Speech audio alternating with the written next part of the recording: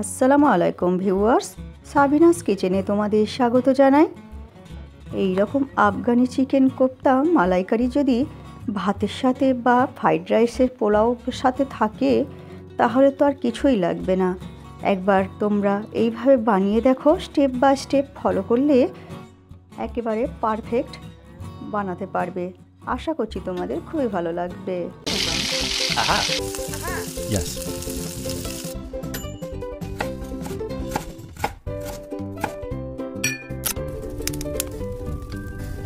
Wow.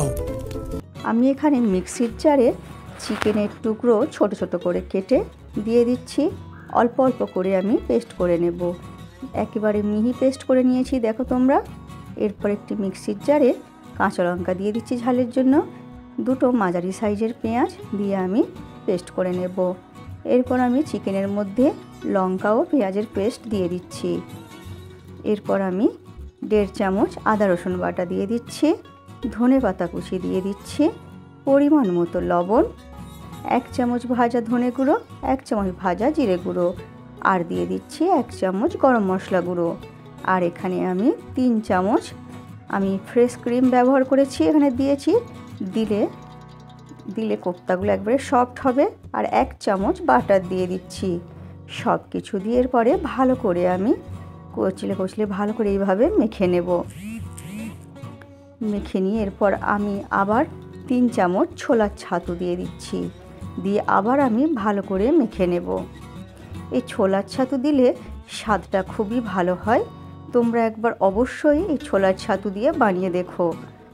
ভালো করে মেখে নিয়ে এরপর আমি এইভাবে ছোট ছোট করে গোল্লা আমি করে নিচ্ছি হাতের সাহায্যে। নিয়ে এরপরে তেল গরম করে মিডিয়াম আঁচ করে দিয়ে একটা একটা করে আমি কোপ্তাগুলো ভেজে নেব। কড়াতে দিয়ে দিচ্ছি।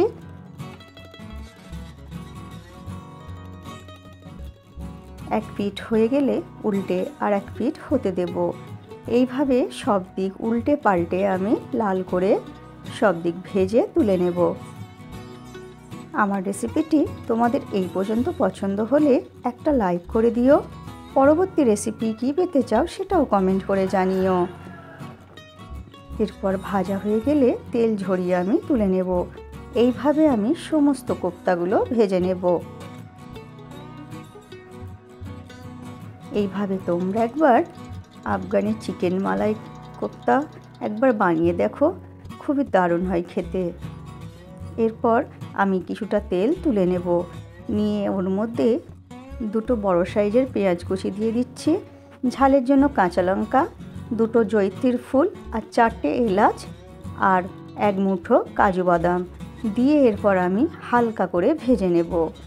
দেখো হালকা করে আমি ভেজে নিয়ে তুলে নিয়ে ঠান্ডা করে পেস্ট করে নেব।